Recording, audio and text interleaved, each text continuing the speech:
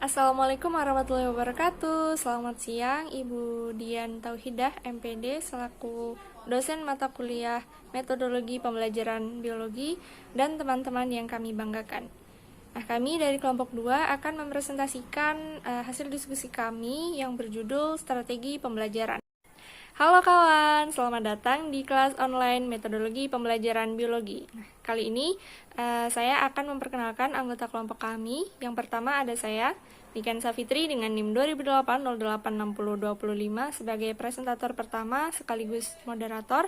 Kemudian ada Sofa Setianingrum dengan NIM 2008-086028 sebagai presentator kedua. Kemudian ada Lydia Putri Mariana dengan NIM 2008-086033 sebagai presentator ketiga.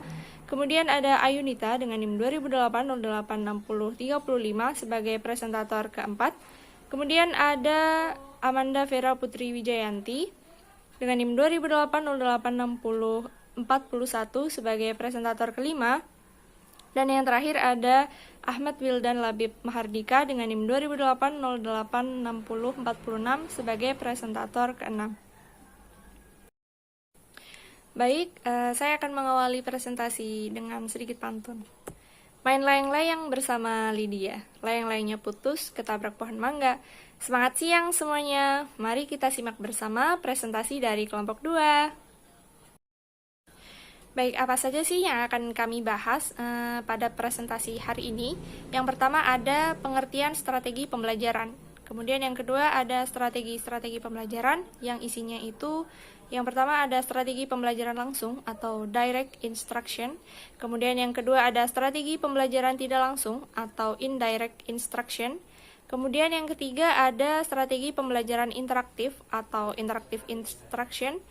Kemudian yang keempat ada strategi pembelajaran melalui pengalaman atau experiential learning. Nah, kemudian yang terakhir ada strategi pembelajaran mandiri. Kemudian cakupan materi yang ketiga ada macam strategi pembelajaran biologi. Terdapat 5 pula. Yang pertama ada strategi pembelajaran tidak langsung atau indirect instruction. Kemudian yang kedua ada strategi deduktif-induktif. Kemudian yang ketiga ada strategi elaborasi. Yang keempat ada strategi organisasi. Dan yang terakhir ada strategi metakognitif. Nah, cakupan materi yang keempat adalah strategi pembelajaran yang sesuai dengan biologi. Selanjutnya yaitu Unity of Science. A'udzu billahi minasyaitonir rajim. Bismillahirrahmanirrahim. Ud'u ila sabili rabbika bil hikmati wa mau'izatil hasanati wajadilhum billati hiya ahsanu inna rabbaka huwa a'lamu bima dhalla an sabilihi wa huwa a'lamu bimuttadin, yang artinya,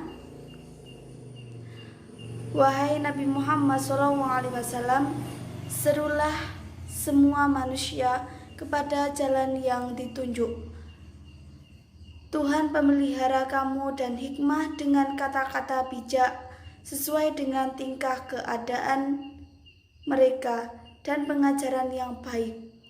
Dan bentahlah mereka dengan cara yang terbaik. Sesungguhnya Tuhan pemelihara kamu, dialah yang lebih mengetahui tentang siapa yang tersesat dari jalannya, dan dialah yang lebih mengetahui orang-orang yang mendapat petunjuk.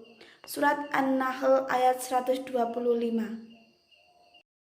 Selanjutnya yaitu tentang pengertian strategi pembelajaran. Strategi pembelajaran menurut Muhammad Mudiono yaitu strategi pembelajaran merupakan rencana dan cara-cara melaksanakan kegiatan pembelajaran agar prinsip dasar pembelajaran dapat terlaksana dan tujuan pembelajaran bisa dicapai secara efektif. Sedangkan menurut Dermansyah, strategi pembelajaran merupakan cara perorganisasian isi pelajaran, menyampaikan pembelajaran dan pengelolaan kegiatan belajar dengan menggunakan berbagai sumber belajar. yang dapat dilakukan guru untuk mendukung terciptanya efektivitas dan efisiensi proses pembelajaran.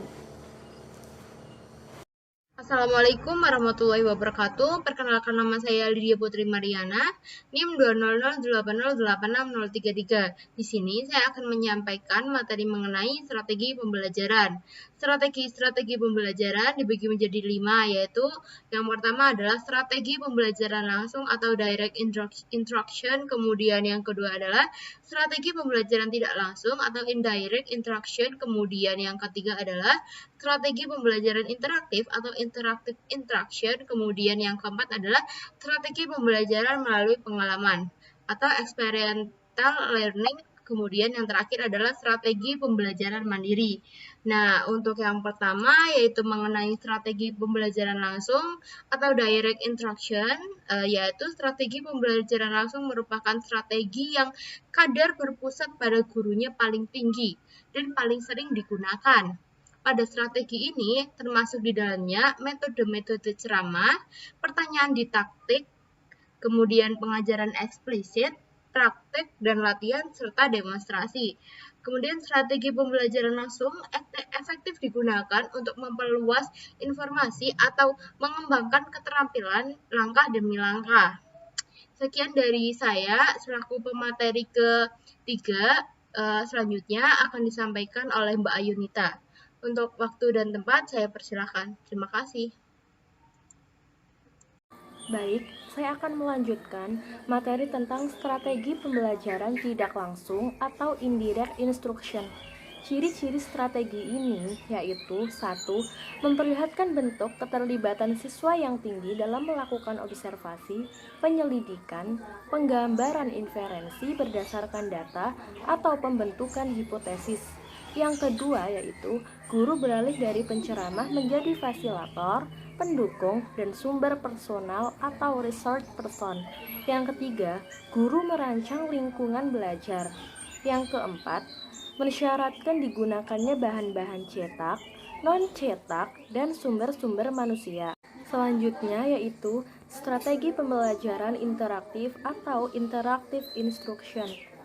Strategi pembelajaran ini memiliki ciri-ciri yaitu merujuk kepada bentuk diskusi dan saling berbagi di antara peserta didik.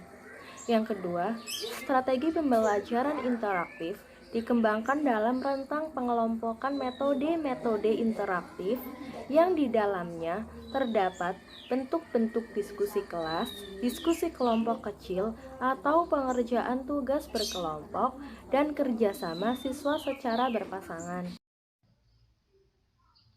Sebelumnya, perkenalkan, nama saya Amanda Vera Putri Wijanti, NIM 20080866041 sebagai pemateri keempat. Di sini saya akan melanjutkan presentasi yang sebelumnya telah disampaikan oleh Mbak Yunita. Materi yang selanjutnya kita bahas yaitu mengenai strategi pembelajaran melalui pengalaman. Nah, kira-kira apakah karakteristik dari strategi pembelajaran melalui pengalaman? Berikut karakteristik strategi pembelajaran melalui pengalaman. Yang pertama yaitu strategi belajar melalui pengalaman menggunakan bentuk sekuen induktif berpusat pada siswa dan berorientasi pada aktivitas. Yang kedua, penekanan dalam strategi belajar melalui pengalaman adalah proses belajar dan bukan hasil belajar. Yang ketiga, guru dapat menggunakan strategi ini baik di dalam kelas maupun di luar kelas.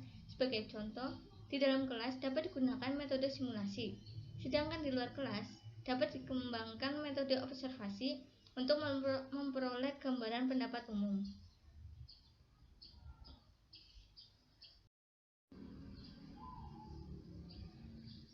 Materi yang akan kita bahas selanjutnya yaitu mengenai strategi pembelajaran mandiri.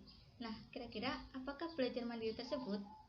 Belajar mandiri merupakan strategi pembelajaran yang bertujuan untuk membangun inisiatif individu, kemandirian, dan peningkatan diri.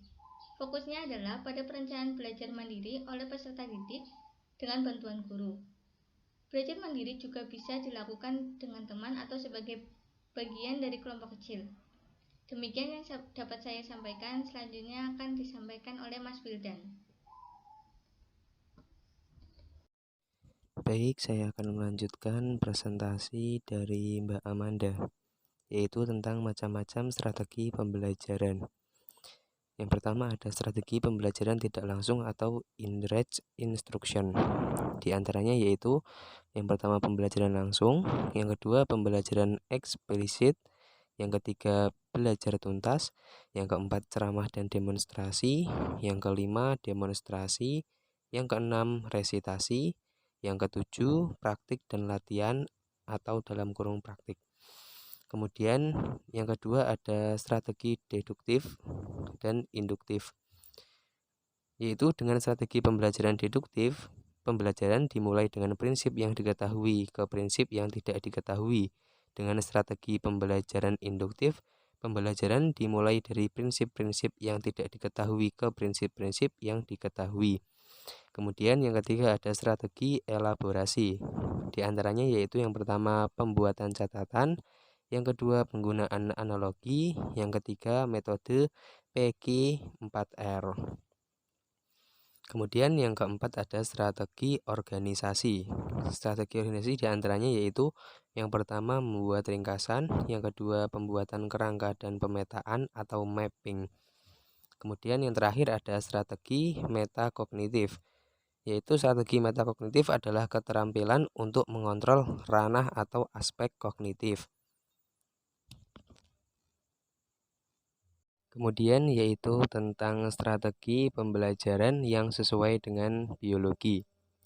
Strategi pembelajaran yang diterapkan di program pendidikan biologi untuk mata kuliah bidang studi biasanya menggunakan pendekatan sains, yaitu melengkapi kinerja praktek di laboratorium guna menunjang teori yang diberikan oleh dosen pengampu di depan kelas.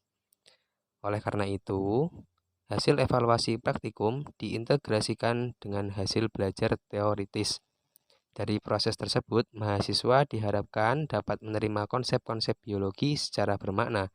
Namun demikian untuk mata kuliah atau pendukung yang non-biologi biasanya diberikan secara konvensional, yaitu menerapkan metode ceramah bervariasi. Ini pun sebenarnya juga diharapkan konsep-konsep pendukung dapat diterima secara bermakna, karena semua yang diperoleh tersebut merupakan bekal mental guna terjun ke masyarakat sesuai dengan profesinya. Strategi pendekatan pembelajaran sains efektif untuk meningkatkan penguasaan konsep dalam diri mahasiswa. Dalam ranah penerapan pada anak-anak didik yang diberikan pendekatan sains, ternyata mampu menerapkan konsep-konsep IPA termasuk biologi pada kehidupan sehari-hari. Baik, kesimpulan pada presentasi kami siang hari ini adalah strategi pembelajaran merupakan rencana dan cara-cara melaksanakan kegiatan pembelajaran agar prinsip dasar pembelajaran itu dapat terlaksana dan tujuan pembelajaran bisa dicapai secara efektif. Nah, strategi-strategi pembelajaran yaitu meliputi strategi pembelajaran langsung atau direct instruction, kemudian ada strategi pembelajaran tidak langsung atau indirect instruction, kemudian ada strategi pembelajaran interaktif atau interactive instruction, kemudian ada strategi pembelajaran melalui pengalaman atau experimental learning, dan yang terakhir ada strategi pembelajaran mandiri. Macam-macam strategi pembelajaran biologi itu meliputi strategi ekspositori langsung dan belajar tuntas, strategi deduktif-induktif, strategi elaborasi, strategi organisasi, dan strategi metakognitif. Nah, pembelajaran sains itu harus dikembangkan dari 3 pokok, yaitu how to learn, transfer of learning, teaching problem solving. Nah, artinya dalam mempelajari biologi, kemampuan ingatan dan ketelitian kerja yang diikuti dengan sikap ilmiah akan saling terkait dalam meningkatkan kebermaknaan konsep dasar biologi. Baik, demikianlah presentasi dari kelompok 2. Kami mengucapkan terima kasih atas perhatiannya. Semoga apa yang kami sampaikan dapat bermanfaat untuk kita semua. Kami juga meminta maaf apabila terdapat kekurangan dalam penulisan makalah, PPT, dan penyampaian presentasi, atau kesalahan-kesalahan teknis yang telah terjadi. Terima kasih. Wassalamualaikum warahmatullahi wabarakatuh.